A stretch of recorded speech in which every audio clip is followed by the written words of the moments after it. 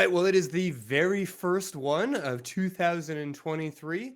It's been a while since I've seen y'all. You've had all this time with family, all this time to get sick and tired of family. So, what's been turning you on, Erin? Let me start with you. I feel kind of weird about adding my family last couple of weeks to the thing that's turning me on this week because you're right.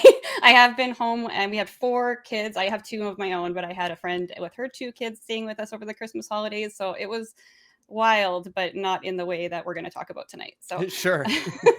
uh, what's turning me on this week is actually something that was I didn't expect because I had downloaded an app and it's called Dipsy. I'm Hmm. sure many people have heard of it. Yeah. I downloaded it on my phone in the fall and forgot about it completely. Never tried it. I maybe opened up the first like page and then I forgot about it.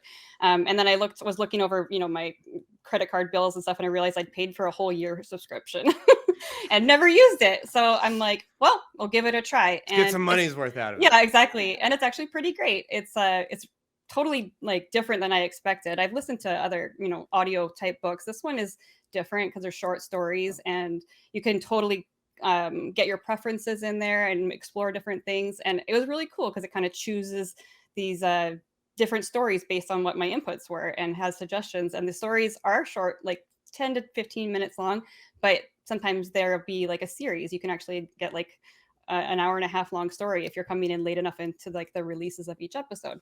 Anyway, it's a pretty cool app. Definitely something a little different than I've had ever used before, and Hmm. kind of glad that I accidentally bought a year subscription to it. Yeah.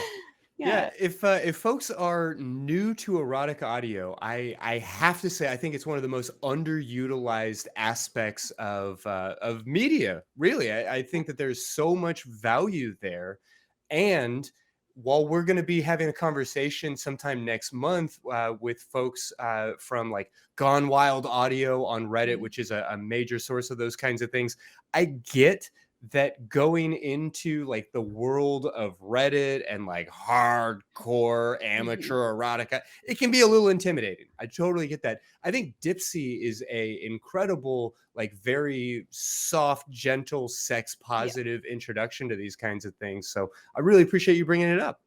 Yeah, I'm looking forward to. I think I'm on like episode 4 or 5 of this one that I really liked. So, and it was suggested to me, so I didn't have to Yeah. scroll through Reddit trying to find something that I really was interested in, and I can listen to it without blushing if I'm walking around the house doing something. So, Uh-huh. yeah. Yeah. Well, Kara, so what's got you worked up right now? Yeah, so I'm gonna turn over a new leaf this year, as it were, and not mention a book at this point in the show for once. I know, right? Don't worry, I've got more books for y'all later, but I'm gonna mention a podcast that I love that's called I Love That Movie. And it's a podcast. And what I love about this podcast is, and it's run by a friend of mine, so, full disclosure, but it's a great podcast because I really like the way that she talks with her guests about movies and takes usually a more feminist, sex positive, body positive, more Mhm. it's more body positive look at a lot of films in a way that is not necessarily critical of the films. Like every episode of the podcast is the host is talking with a guest who's talking about a movie that they love. And so it's not like a downer when you hear about, podcasts where you're just like critiquing, everything that was wrong with the film, but they still talk about things, within films that they loved that they wish were different, or, hey, let's think about this from a different perspective. And I really like that because it's a more positive way of, being able to enjoy films that may have had some problematic aspects and thinking Permission to about. play with it. Yeah, Yeah. exactly. So I think it's a lot of fun, and they go over, sometimes some topics that are relevant to us, especially when I was thinking about like body positivity, sex positivity, and just media that we could all be consuming and being, happier rather than making us all frustrated and pulling our hair out. So Yeah. highly I recommend that I one if imagine you That like there's was the movies. I Love That Movie podcast. Yes. I Beautiful.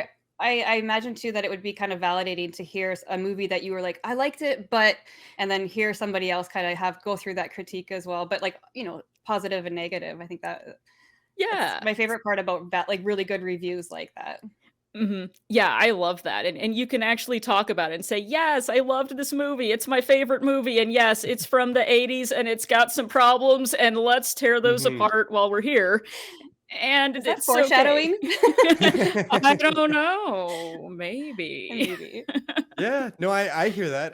When I initially had in my notes that I wanted to talk about the movie The Whale as what was turning me on this week, and then I actually saw it and did not feel that way. So I would love to hear, Ooh. some insightful critiques, because there were some beautiful pieces to that movie that I just can't in good standing defend. So that's a conversation I'm hoping that we can maybe have on this show a little bit later. But for now, I am really excited to tell people about the movie Women Talking. Uh, Ooh. I don't know how wide of a release this is. I think it could be really easy in the avatar of it all to like miss out on this. And I really want to encourage people to check out this like very strange. I don't know if it's a folk tale. I don't know if it should be taken as literary fiction. I don't know how you're meant to interpret this movie, but it involves a number of fundamentalist religious women sitting together and having conversations about whether or not they are, quote, willing to take it anymore. Hmm. And it's all framed around a very like small isolationist community. And so it's removed enough from our daily lives that I don't think it'll be necessarily triggering for most viewers.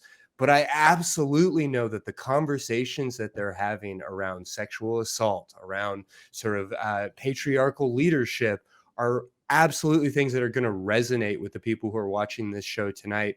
I hope nobody misses it. I think it was a great conversation worth checking out. Ooh, I'm excited. I'm glad to hear you watched that because I was wondering about it. I've been seeing the ads and thinking this looks like it has the potential to be really, really good and kind of a powerful commentary. So I'm definitely gonna rush out and see it now that you said that. It hit for me. I dug it. I know that there are plenty of people that are like, "Dude, I really need to see like 8 women just sitting on hay bales talking Sometimes, yeah. with Sometimes, no yes. action."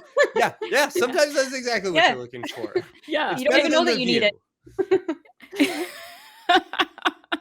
And I feel like that in and of itself is also a statement that the film is probably making. Like, yes, maybe you should sit down and be interested in hearing women talking.